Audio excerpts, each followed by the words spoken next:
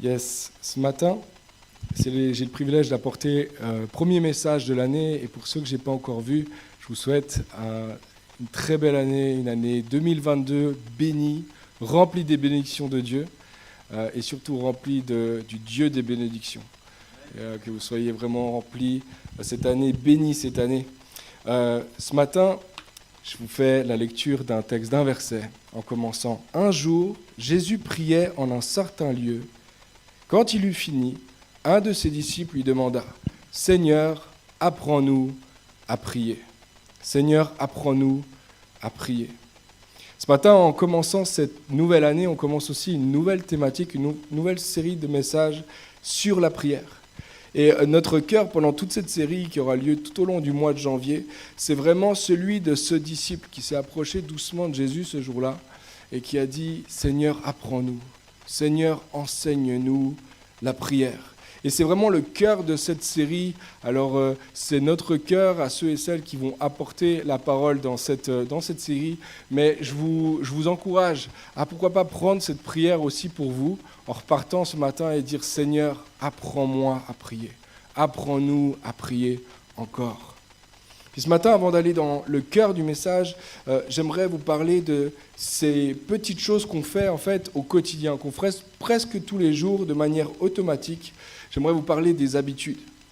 Et ça fait peut-être bizarre à entendre, peut-être pour toi ce matin, mais toi et moi, on est des êtres de routine. On est des êtres d'habitude. On est fait d'habitude et notre quotidien est rempli d'habitudes. Si tu es comme moi, une grande partie des choses que tu fais chaque jour, tu les fais de manière automatique, de manière juste répétée, de manière routinière. Et même si on ne s'en rend pas forcément compte, notre quotidien est rythmé. Il y a un rythme qui est donné à notre quotidien par nos habitudes. Petit exercice mental ce matin, question comme ça que je vous pose. Qu'est-ce que vous faites en vous levant le matin ? La première chose que vous faites en vous levant le matin, qu'est-ce que c'est ? Il y a des gens qui répondent à haute voix, vous n'êtes pas obligé de répondre à haute voix. Ouais, c'est une question rhétorique. Vous pouvez garder cette image en tête et réfléchissez juste à qu'est-ce que vous faites le matin juste avant, ou qu'est-ce que vous avez fait le matin juste avant, et celui d'avant encore, et celui d'avant encore. Il est très possible que vous ayez fait la même chose en fait, parce que chaque matin, il y a des habitudes qui s'installent, il y a un rythme, il y a des rituels en un sens, on n'aime pas trop ce mot, mais il y a des rituels qui s'installent et des habitudes, et on fait en fait assez régulièrement la même chose. Il y en a qui vont boire un café en se réveillant, il y en a qui vont boire, ils vont foncer à la machine à café, c'est leur première chose le matin, ils vont foncer à la machine à café. D'autres, amen. Il y en a qui vont faire de l'exercice en se réveillant le matin. Les plus braves d'entre nous se réveillent, ils commencent à faire des pompes dès le matin. Il y a ceux qui allument la télé ou alors qui scrollent sur leurs réseaux sociaux pour voir qu'est-ce qui s'est passé pendant la nuit. Peut-être qu'il y a plein de choses qui se sont passées, puis je vais aller voir qu'est-ce qui se passe. Il y en a d'autres qui se réveillent et qui prient, d'autres qui lisent un psaume en se réveillant le matin. Toutes sortes d'habitudes en commençant la journée. Puis moi, une des premières choses que je fais en me réveillant le matin, c'est de prendre une douche. En fait, je fais rien avant d'avoir pris une douche. Donc, ce que je fais, moi, je suis le premier de la maison à me réveiller. En général, je suis le premier. Tout est noir parce qu'on ferme vraiment les stores partout chez nous parce qu'on a besoin du noir pour que tout le monde dorme vraiment. Et puis, et donc, moi, je tâtonne. Le matin, je longe les murs gentiment. J'ai mon petit chemin que je connais par cœur le matin. Et puis, je longe les murs. Et la première chose que je fais, je fonce dans la douche. J'essaie de ne pas faire trop de bruit. Et puis, ensuite, je me réveille gentiment. Je vais boire mon café, je vais prier, lire ma Bible, etc. Toute une routine qui est là chaque matin. Puis un jour, ça m'a vraiment fait ça m'a joué un tour parce que je me suis réveillé, je suis allé comme d'habitude, tout était noir, je me suis réveillé, j'ai pas fait de bruit, j'ai longé mon mur, etc. Je suis allé dans la douche, j'ai pris ma douche, je me suis habillé, puis j'étais prêt à continuer ma routine. Puis là, je regarde l'heure et il est 3h du mat'. 3h du matin, parce que la première chose que je fais, c'est pas de regarder l'heure. La première chose que je fais, c'est que je fonce à la douche. Et ce matin-là, ça m'a joué vraiment un tour, parce qu'il y a des automatismes, parce qu'on est des êtres d'habitude, on est des êtres de rituels. On a tous toutes sortes d'habitudes, parce que nous sommes des êtres d'habitude, et nos habitudes façonnent notre quotidien. Selon les scientifiques, plus de 50% de nos comportements chaque jour sont en fait des habitudes. Donc la majeure partie de tes comportements chaque jour, c'est juste une habitude. On a des habitudes et les habitudes façonnent notre quotidien. Maintenant, ce qui est important de réaliser, c'est que non seulement ça façonne notre quotidien, mais ça façonne aussi directement la trajectoire que prend nos vies. Hein, ce que tu fais chaque jour détermine où tu vas en finalité. Pensez par exemple à quelqu'un qui fait du piano tous les jours. C'est possible qu'il devienne un bon musicien. Quelqu'un qui fait une course chaque matin, il va courir. C'est possible qu'un jour il soit capable de courir un marathon. Quelqu'un qui dessine tous les jours un croquis. À terme, il va devenir un artiste. Parce que ce que tu fais, tes habitudes ont une grande influence sur qui tu deviens. Ce que tu fais au quotidien détermine qui tu deviens à long terme. Et c'est également vrai dans le domaine des habitudes spirituelles. Dans l'histoire de l'Église, on a appelé, en général, les habitudes spirituelles, on les a appelées les disciplines spirituelles ou les pratiques spirituelles. Raphaël Charrier, qui est pasteur et auteur du blog Tout pour sa gloire, a écrit ceci. La discipline spirituelle regroupe toutes les habitudes que je vais développer au quotidien pour me permettre de cultiver, d'étoffer, d'approfondir, de forger mon attachement à Dieu. En d'autres termes, les disciplines spirituelles sont les habitudes spirituelles que les chrétiens font et ont fait depuis le début de l'histoire de l'Église chrétienne dans le but d'être imbibés, d'avoir une vie qui est imbibée de la présence de Dieu et aussi dans le but d'être transformés à la ressemblance de leur Maître, à la ressemblance de Jésus. Tes habitudes déterminent qui tu deviens et ça c'est vrai aussi dans le domaine spirituel. Tes habitudes spirituelles déterminent quel genre d'homme, de femme spirituelle tu deviens. Alors ma question en commençant ce matin, quelles sont tes habitudes spirituelles ? Est-ce que tu as des routines, des habitudes, des pratiques ou des disciplines spirituelles qui sont là à chaque jour, à chaque semaine, à chaque mois, à chaque année et qui donnent un sens, une direction à ta vie ? C'est vrai dans le domaine naturel, mais c'est vrai aussi dans le domaine spirituel. Ça paraît logique, hein ? Sans exercice, un sportif perd ses forces. Sans pratique du piano, le musicien va sonner faux. Sans dessin régulier, l'artiste va perdre son coup de pinceau. Sans pratique spirituelle, sans discipline spirituelle, le chrétien va se vider. Il va perdre sa ferveur. Il va perdre sa vie spirituelle. La question est extrêmement importante. Quelles sont tes habitudes? Quelles sont tes pratiques spirituelles, tes disciplines spirituelles? Parce que ça détermine grandement là où tu vas. Même si ce n'est pas le but de la vie chrétienne, les pratiques et les disciplines spirituelles sont le moyen par lequel Dieu imbibe nos vies de sa présence et nous transforme à son image. Ce qu'il faut comprendre, c'est que les habitudes spirituelles ne viennent pas de nulle part. En fait, les habitudes que les disciples ont pratiquées depuis le début de l'histoire de l'Église, elles ont été en fait proposés ou enseignés par leur maître. Jésus avait lui-même intégré dans sa vie un grand nombre d'habitudes spirituelles, de disciplines et de pratiques spirituelles. Et non seulement il les avait, mais il les enseignait. Ses disciples ont appris à prier dans la présence de Jésus. Et on sait dans les actes 2, qu'ils persévéraient dans quoi ? Dans l'enseignement des apôtres, dans la communion fraternelle, dans la fraction du pain, c'est-à-dire dans le partage, et dans les prières. Ils avaient appris de Jésus et maintenant ils continuent, ils persévèrent dans les pratiques spirituelles qui leur étaient enseignées. John Mark Comer va un peu plus loin, il va dire « Les habitudes de vie de Jésus, ces pratiques spirituelles ou ces disciplines spirituelles sont le moyen de suivre Jésus. Elles sont le moyen d'adopter son style de vie et son rythme de vie. » En pratiquant des habitudes spirituelles, tu marches derrière Jésus dans ses propres habitudes spirituelles. En fait, tu fais un pas dans la direction, dans les traces de Jésus lui-même. Puis là, il y a une clé, c'est que c'est important parce que Jésus n'a pas seulement enseigné ses disciples un certain nombre d'idées, de croyances à propos de Dieu, du monde ou d'eux-mêmes. Il n'aura pas seulement enseigné ses disciples des principes d'éthique pour régler leur façon de vivre ou leur comportement. Jésus leur a enseigné un style de vie rythmé par des habitudes ou des pratiques spirituelles comme la prière, le jeûne, la communauté, le partage, la confession, le service, le sabbat, la simplicité, la lecture des Écritures. Et en fait, il y a des dizaines et des dizaines de disciplines spirituelles, d'habitudes spirituelles. Ça, c'est vraiment important à saisir parce que être disciple de Jésus, c'est pas seulement croire un certain nombre d'affirmations à propos de Dieu. C'est pas juste valider, oui, je crois que effectivement Jésus est le Fils de Dieu, etc. Être un disciple de Jésus, c'est pas simplement non plus être assez clean, vivre une vie assez clean, vivre une vie assez propre selon les principes qui règlent notre comportement. En fait, être un disciple de Jésus, c'est aussi et avant tout suivre le Maître et être à son école.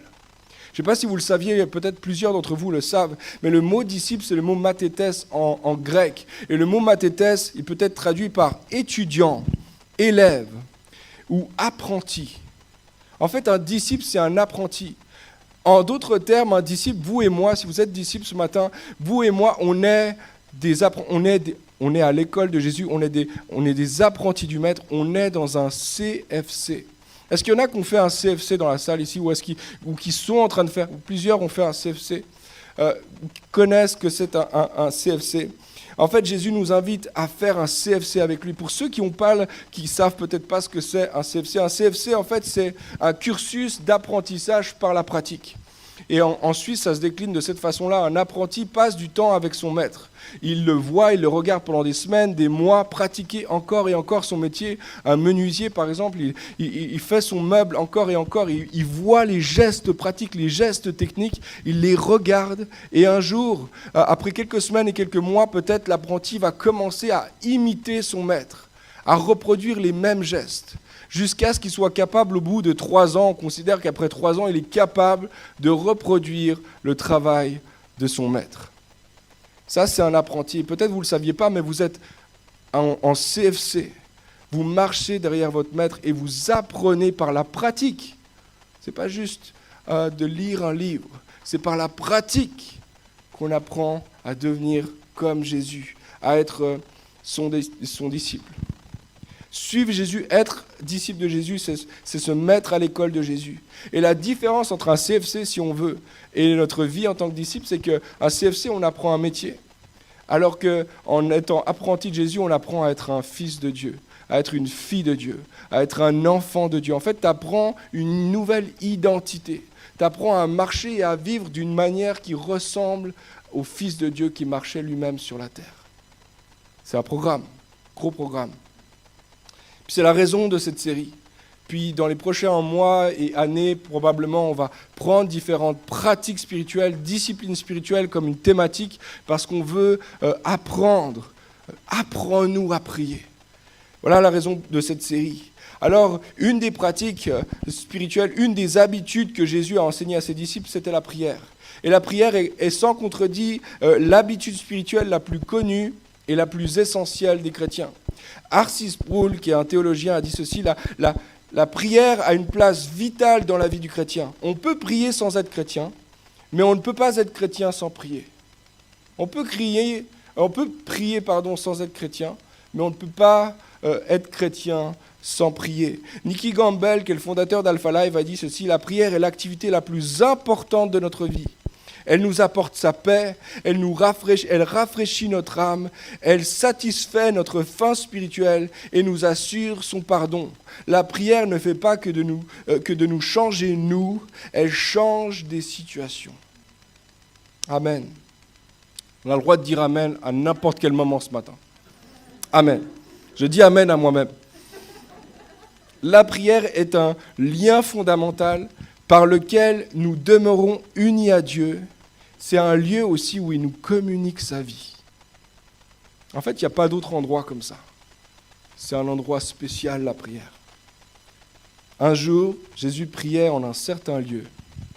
Quand il eut fini, l'un de ses disciples lui demanda « Seigneur, apprends-nous à prier. » Alors sur sa demande, Jésus leur enseigne. Jésus leur enseigne à prier. Puis moi, ce qui m'interpelle, c'est que nulle part ailleurs dans les évangiles, les disciples ont demandé à Jésus de leur enseigner à prêcher. Jésus, c'était le meilleur prédicateur de l'histoire. le meilleur enseignant de toute l'histoire. Il avait une autorité quand il parlait. Il savait capturer l'attention des foules. Il savait comment parler au cœur des gens. Mais il n'y a aucun disciple qui a demandé à Jésus « Enseigne-nous à prêcher ». Les disciples n'ont pas demandé non plus à Jésus, dans les évangiles, en tout cas, ça ne nous est pas rapporté, « Enseigne-nous à faire des miracles ». Pourtant, Jésus a fait beaucoup de miracles. Jean va dire que si on écrivait tous les miracles que Jésus avait faits, c'était impossible en fait d'écrire tous ces miracles. Nulle part ailleurs dans le Nouveau Testament, les disciples ont demandé à Jésus « Apprends-nous à faire des miracles ». Les disciples n'ont pas demandé non plus « Apprends-nous à faire des guérisons ». Pourtant, Jésus, partout où il allait, il guérissait les gens. Mais les disciples ont demandé « Enseigne-nous à prier ». Puis moi, je crois que la raison pour laquelle ils posent cette question-là, ou cette demande-là particulièrement, c'est que les disciples ont vu que Jésus avait une vie de prière extrêmement riche. Et je crois qu'ils ont fait aussi, après quelques mois passés à ses côtés, ils ont fait le lien entre sa vie publique et sa vie de prière. Ils ont réalisé qu'il y avait un lien très très fort entre le fait que oui, Jésus faisait des miracles, oui, Jésus prêchait avec autorité, avec compassion, etc. Mais Jésus avait une vie de prière extrêmement riche. Et moi, je pense qu'ils ont fait le lien entre ce que le monde pouvait voir et la vie de prière privée de Jésus. Tout le monde pouvait voir les guérisons, mais les disciples connaissaient sa vie de prière. Tout le monde pouvait entendre les sermons empreints d'autorité et de compassion, mais les disciples connaissaient sa vie de prière. Tout le monde pouvait manger le pain lors de la multiplication des pains, mais les disciples savaient que tout ça a pris place premièrement dans la prière seul à seul avec le Père. Quand Jésus priait en public, il avait une autorité, une puissance qui se dégageait de lui, parce que sa prière publique n'était que la pointe de l'iceberg de sa vie de prière en ensemble. C'était pas grand-chose de toute sa vie de prière. Les disciples étaient au premier rang pour voir, ils ont vu que Jésus avait une vie de prière très riche. Et d'ailleurs, les évangiles nous en donnent un aperçu, puis j'ai sélectionné quelques aspects ce matin pour nous, quelques exemples de cette vie de prière très riche que dépeint les évangiles. Un premier détail, une première chose, premier indice de la part des évangiles, les grandes étapes de la vie de Jésus étaient baignées dans la prière. Pensez un instant au baptême. Le baptême de Jésus, il y a ce moment extraordinaire où le ciel s'ouvre, une voix se fait entendre du ciel et le Saint-Esprit descend sur Jésus. Et Luc précise que tout ça est arrivé alors qu'il priait. Alors qu'il priait, le ciel s'ouvrit. Quand Jésus doit choisir les 12 disciples, il passe la nuit à prier. Quand Jésus va être transfiguré sur le mont des transfigurations, il est précisé dans Luc qu'en fait, c'est pendant qu'il priait, son visage se dévoila à ses disciples. Quand il est le jour juste avant d'être arrêté, il va être arrêté, puis il va être crucifié le lendemain, etc.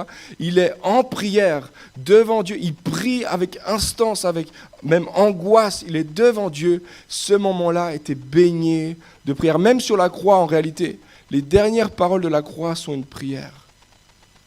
Parce que sa vie était baignée dans la prière. Deuxième aspect, par exemple, Jésus priait pour les choses simples de la vie, mais aussi pour les grands combats de la vie.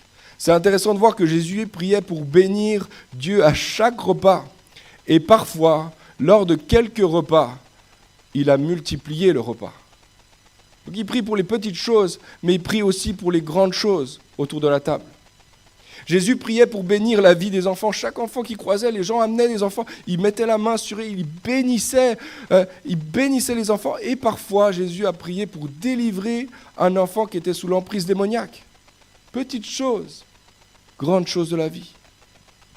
Un autre aspect, c'est que Jésus priait avec ses tripes, il priait avec ses émotions. Jésus était loin d'être un Jésus maussade sans émotion, parfois qu'on peut s'imaginer ou qu'on a vu sur certaines peintures. Jésus priait avec ses tripes. Quand Jésus priait, il priait souvent avec reconnaissance. Moi, je le vois avec un grand sourire. Il était avec reconnaissance. Par exemple, quand il a prié sur ses disciples en Jean 17 pour les bénir, je suis convaincu qu'il priait avec un grand sourire. Il priait avec reconnaissance. Jésus priait parfois avec joie. quand il priait pour les enfants, par exemple, ou quand il a prié pour la multiplication du pain, je suis convaincu qu'il y avait une grande joie dans sa prière. Parfois, Jésus priait avec larmes. Si vous vous rappelez l'histoire de Lazare, son ami est mort, et là, il pleure, et Jésus prie avec larmes. Jésus prie parfois avec angoisse. À la fin de sa vie, de son ministère, le soir avant la croix, il va prier avec angoisse. Même, il y a des détails parfois c'est assez incroyable. Il y a certains détails où il y a des grumeaux de sang qui coulent de son visage, qui sont mêlés entre la sueur et le sang, parce qu'il y a une angoisse profonde qui est là. Jésus était loin d'être un prieur ordinaire ou un prieur comme en maussade, sans émotion. Au contraire, Jésus priait avec ses tripes.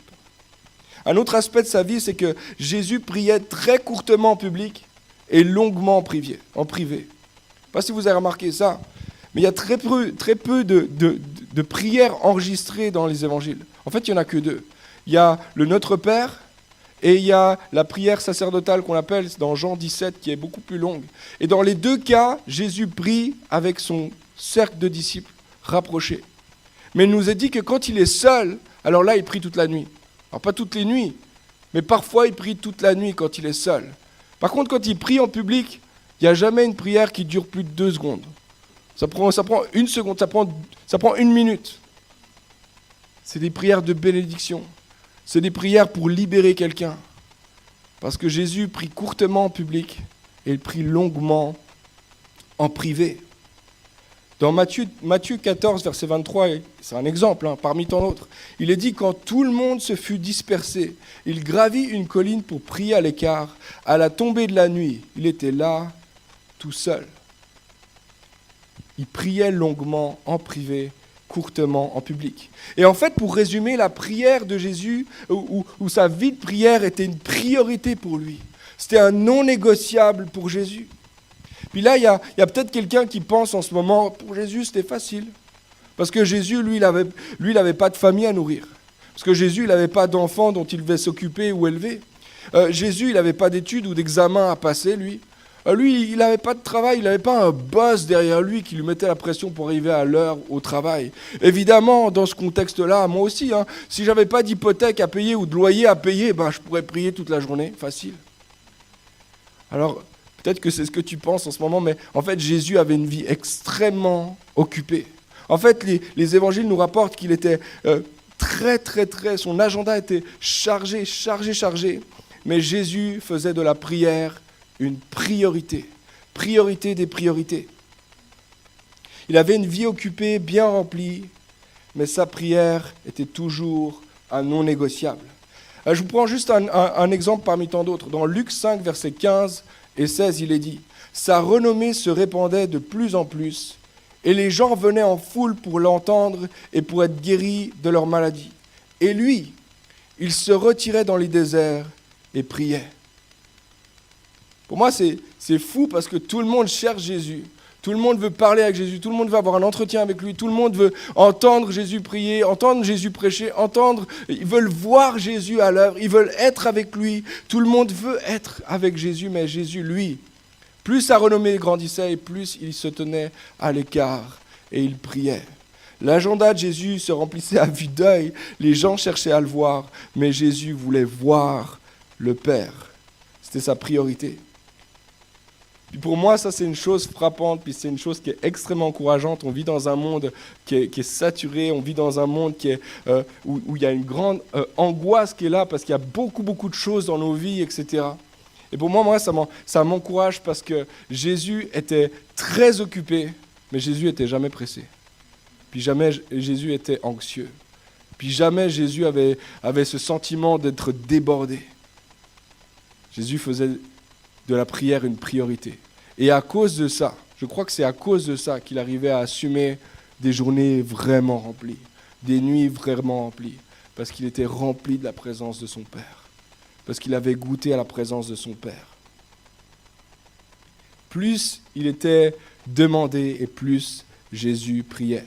Martin Luther, le célèbre acteur clé de la Réforme, disait qu'en temps normal, il priait 1 heure par jour.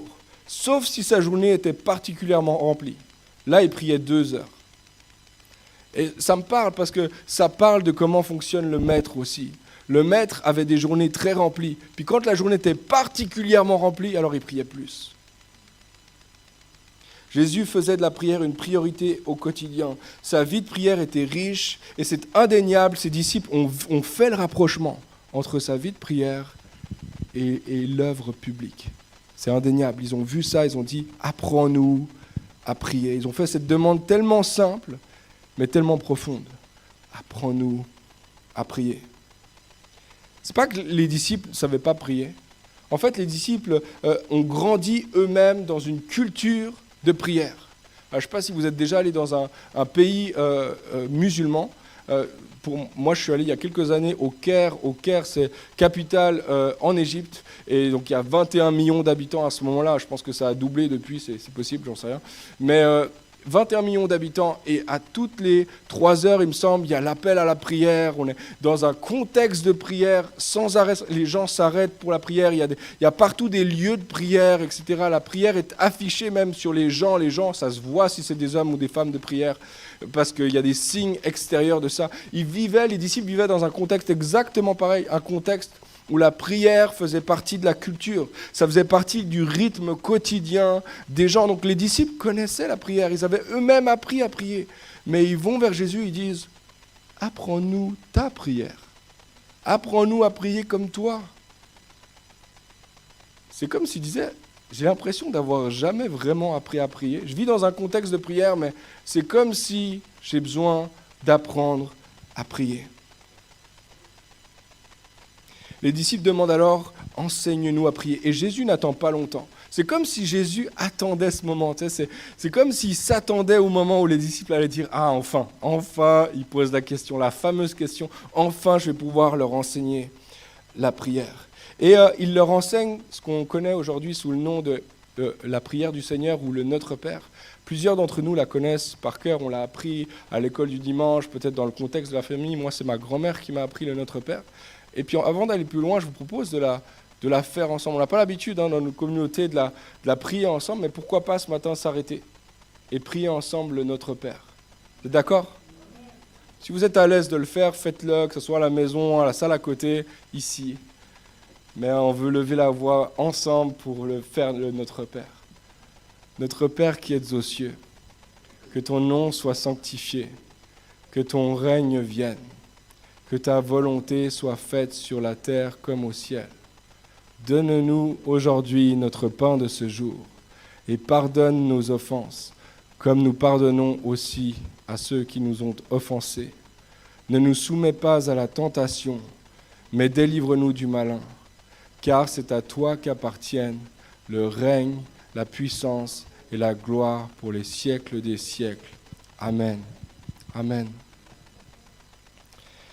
L'archevêque de Canterbury, Justin Welby, a dit ceci. « La prière du Seigneur est assez simple pour être mémorisée par un petit enfant et pourtant tellement profonde qu'elle pourrait soutenir une vie entière de prière. » Et c'est vrai.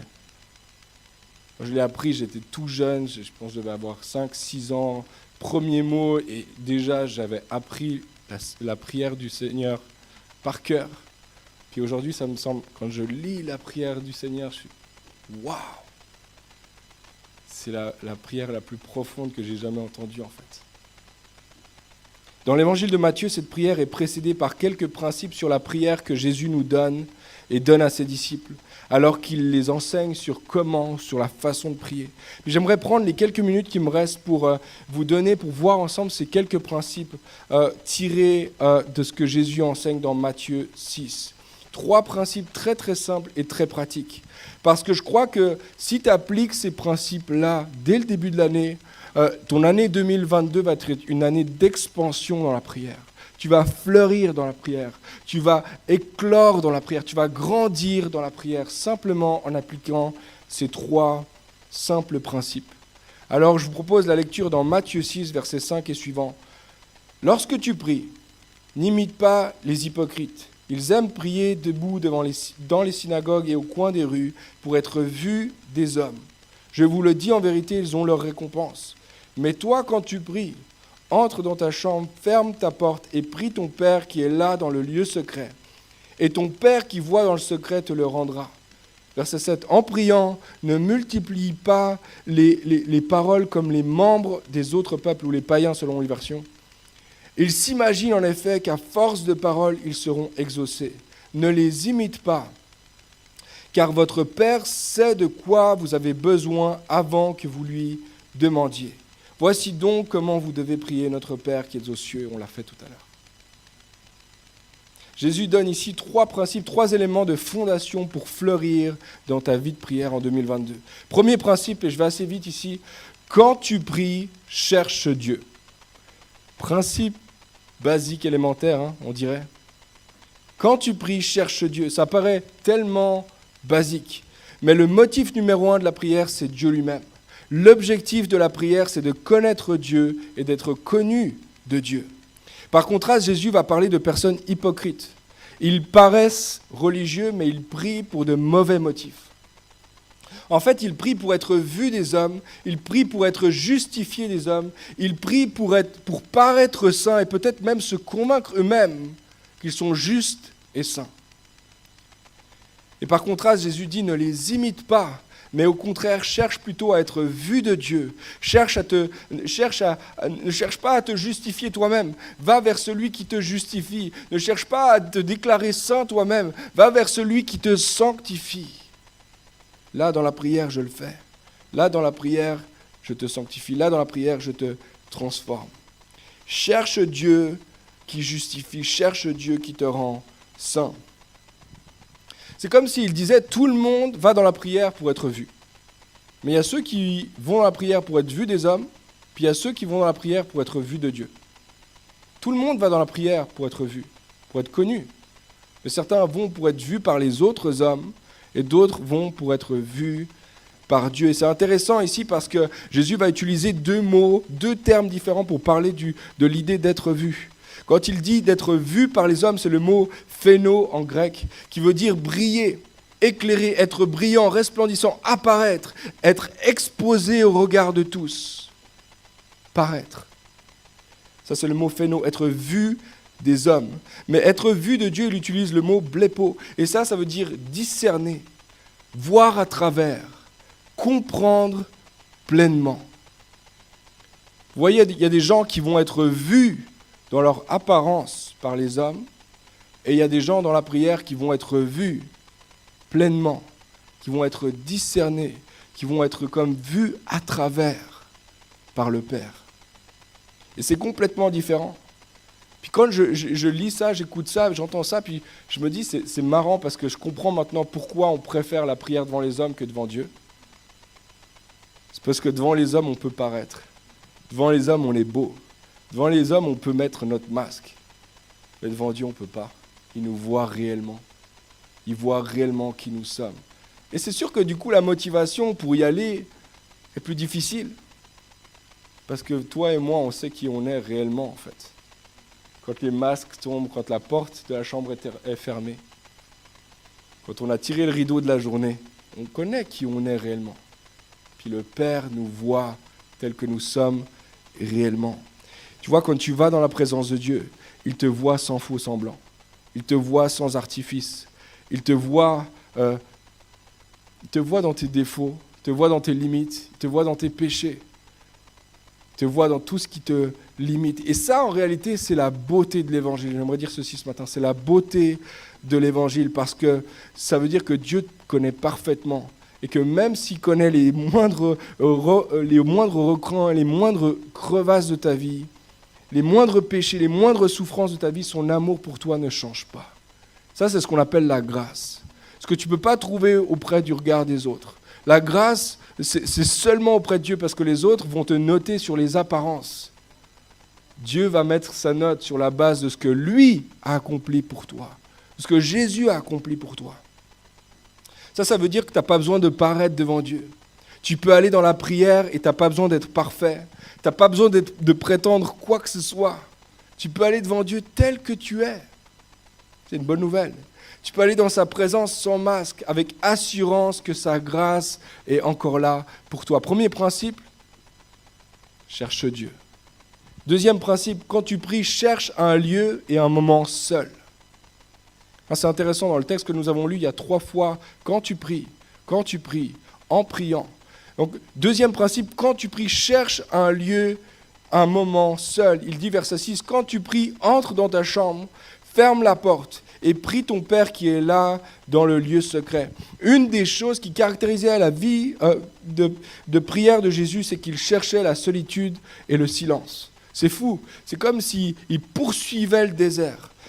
Jésus se levait tôt, il se couchait tard, il se mettait à l'écart, mais il faisait tout ce qui était dans ses capacités, dans sa possibilité pour s'écarter du bruit et des foules. Silence et solitude. Il allait dans les lieux déserts. Et Jésus mettait tout en œuvre pour aller loin de ce qui était la distraction de la présence de Dieu. Marc 1, verset 35 dit ceci, « Vers le matin, alors qu'il faisait encore sombre, il se leva, donc Jésus se leva, sortit pour aller dans un endroit désert où il pria. Simon et ceux qui étaient avec lui, les autres disciples sûrement, se mirent à sa recherche. Quand ils l'eurent trouvé, ils lui dirent, « Tout le monde te cherche !» Ouais, c'est parce qu'en fait, justement, moi, je cherche le Père pendant que tout le monde me cherche. Et que justement, en fait, je ne veux pas être avec les autres en ce moment. C'est pas que ma journée va être que dans la présence du Père, mais en ce moment, lieu désert, solitude, silence. Le mot pour le désert qu'on voit à plusieurs endroits dans les évangiles, c'est le mot érémos. Et le mot érémos, c'est cette idée d'un lieu désertique, un lieu inhabité. Désertique, inhabité, solitude et silence. Il n'y a pas d'autres personnes, il n'y a pas de distraction. Je te dirais que dans le désert, il n'y a pas ton smartphone. Dans le désert, il n'y a pas Netflix, il n'y a pas de musique dans le désert. Tu vas dans la présence du Père. Tu vas dans la présence du Père. Une des meilleures choses que tu puisses faire pour développer une vie de prière, c'est de trouver un lieu désert. Alors, le désert, ça ne veut pas dire sable et chaud. Le désert, ça veut dire un lieu inhabité, un lieu de silence et un lieu de solitude. Ça peut être ton canapé chez toi, le matin tôt, il n'y a personne qui est là, il n'y a pas un bruit. Et ça, c'est ton désert. C'est le lieu où tu vas dans la présence de Dieu. Ça peut être un parc pas loin de chez toi. Ça peut être de venir plus tôt à ton travail, puis tu te mets, je ne sais pas, dans l'entrepôt. Tu trouves une place entre les dossiers, puis tu pries. Puis c'est ton lieu désert. Personne ne va venir là. Richard Foster a dit ceci. « Je vous conjure de trouver une place de silence. Un grenier, un jardin, une chambre isolée, un fauteuil désigné. Quelque part loin de la routine de la vie, hors du chemin des distractions. Permettez que cet endroit devienne une tente sacrée de la rencontre. » Tu peux transformer ton salon en lieu de rencontre avec Dieu. Tu peux transformer le parc juste à côté de chez toi en lieu de rencontre avec le Père. C'est peut-être la meilleure résolution que tu puisses prendre en 2022. Si tu n'avais pas de résolution, prends cette résolution.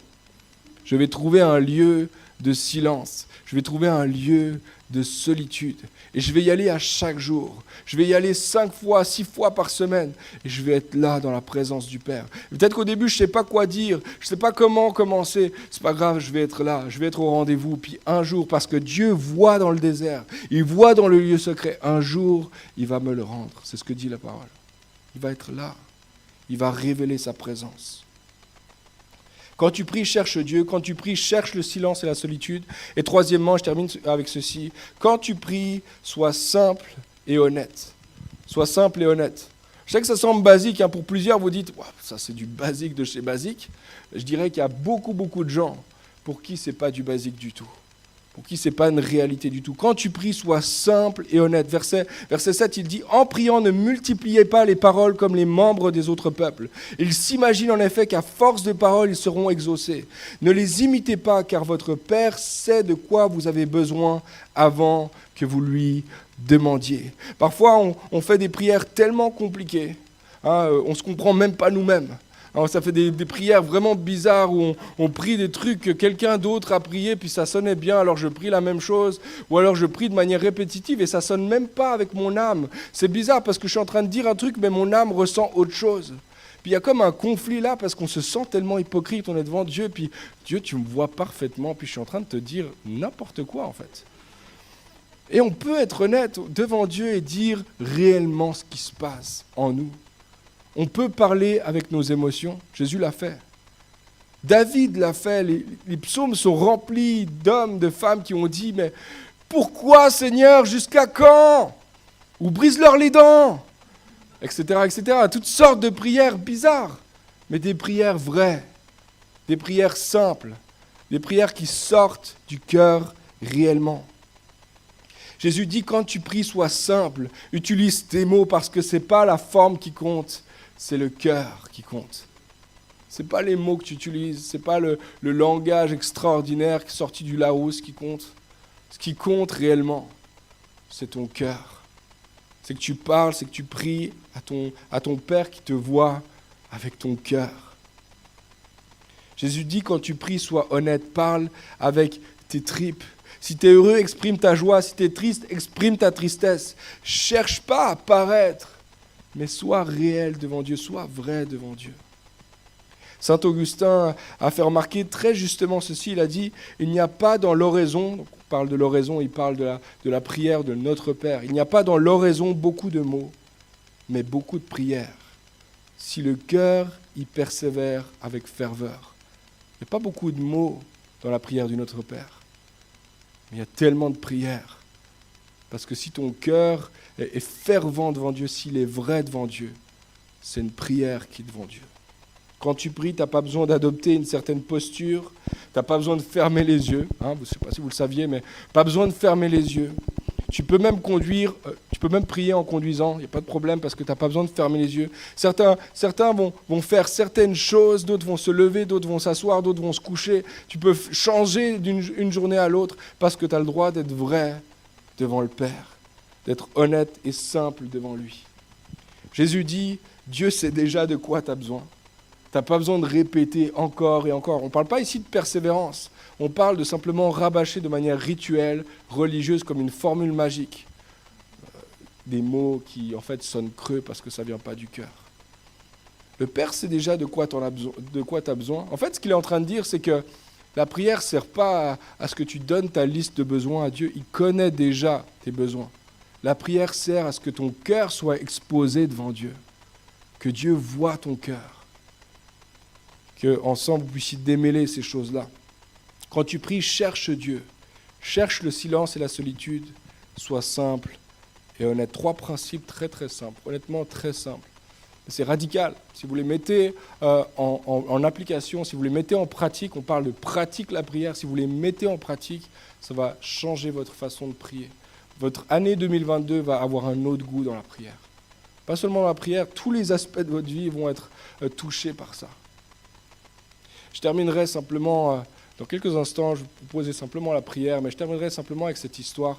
Plusieurs connaissent déjà cette histoire qui est quand même connue. Les frères Wesley les 2 frères Wesley sont des gens qui font partie du tableau des héros de la foi moderne, si on veut, aujourd'hui. Ils ont contribué largement au mouvement de réveil au XVIIIe siècle en Angleterre, un mouvement qu'on appelle aujourd'hui l'Église méthodiste.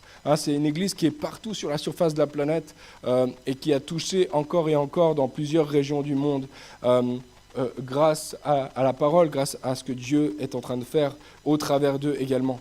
Mais lorsqu'on a demandé à John Wesley, vraiment la figure emblématique, si on veut, de ce mouvement, on lui a demandé le secret de ce réveil, lui, il a fait référence à sa maman. Il a dit, ce réveil-là, il a commencé dans le salon de ma maison. Ma maman, elle priait. Et c'est là qu'a tout commencé. Susan Wesley, c'était la maman de 10 enfants. Elle a fait 9 fausses couches. Elle a eu 10 enfants. Elle a fait l'école à la maison pour ses 10 enfants, 6 heures par jour. Chaque semaine, elle prenait 1 heure avec chacun de ses enfants. Pour faire quoi? Du discipulat. Une femme occupée, un petit peu occupée. Cette femme-là, quelque chose qui a marqué John Wesley, c'est que cette femme-là se mettait dans son salon. Elle mettait son linge sur sa tête et pendant 1 heure chaque jour, elle priait. Tu vois, son désert à elle, son silence et sa solitude, ça se cantonnait à 20 cm autour de sa tête parce que sûrement les 10 enfants tournaient autour d'elle, jouaient autour d'elle, dansaient autour d'elle, faisaient toutes sortes d'histoires. Elle, il n'y a rien qu'elle ait la déranger d'aller dans la présence de Dieu, d'entrer dans le lieu désert. Érémos, silence, solitude. Je pense qu'il a dû faire, peut-être qu'elle a mis des fois le linge un petit peu dans les oreilles en même temps. Silence et solitude. Mais cette femme-là, elle priait. C'est une femme de prière, puis elle priait pour chacun de ses enfants à haute voix dans ce salon. Et John Wesley, quand des années plus tard, bien après toute cette histoire, le réveil, etc., il va faire remonter le début du réveil à sa maman qui priait dans le salon, qui mettait son linge sur sa tête et qui priait. Simplicité. Peut-être des fois c'était avec larmes. Peut-être que John entendait les larmes de la maman, peut-être. Peut-être que c'était des fois c'était des mots bafouillés. Peut-être que ça semblait... Elle était énervée, en colère un instant plus tôt, puis ensuite elle met son linge et puis elle commence à prier. Puis il y a un côté où d'un coup ils entendent la maman qui se plaint auprès de Dieu de chacun des enfants, et lui vraiment il me saoule, etc. Non, j'imagine ici, il n'y a rien dans les livres d'histoire qui disent ça, mais j'imagine la prière simple, honnête, régulière, dans la présence de Dieu, de cette femme, qui a bouleversé le cœur de John et des autres frères, qui sont tous devenus en fait des hommes, des femmes de prière, des hommes, des femmes de réveil, parce qu'ils ont vu leur maman continuer et persévérer dans la prière. Jésus dit ceci, n'imitez pas, il dit 2 fois, dans le texte que nous avons lu, il dit 2 fois, n'imitez pas les hypocrites et n'imitez pas les païens. Puis ensuite il dit, voici comment vous devez prier. Imitez-moi. Imite-moi. Pas besoin d'autres modèles, je te donne un modèle. Imite-moi. Cherche Dieu. Trouve un lieu, trouve un moment. Silence et solitude. Cherche le désert. Sois vrai, sois simple, sois honnête dans ma présence. Je vais conclure simplement en priant. Seigneur Jésus, merci pour cette parole qui nous est adressée à chacun ce matin. En démarrant 2022, Seigneur, nous venons devant toi avec humilité. Nous ne savons pas comment prier. Nous avons appris, nous avons prié déjà des dizaines, des centaines, des milliers de fois pour certains. Mais encore ce matin, humble devant toi, nous disons, enseigne-nous à prier. Apprends-nous à prier. Apprends-nous à prier pour ne plus imiter les hypocrites. Apprends-nous à prier pour ne plus imiter les païens. Apprends-nous à prier pour t'imiter, pour prier comme toi tu priais, Seigneur. Que par ton esprit, tu puisses faire grandir en nous une vie de prière riche. Une vie de prière riche en toi, Seigneur, qui déborde sur tous les aspects de notre vie. C'est au nom de Jésus que j'ai prié. Amen. Amen.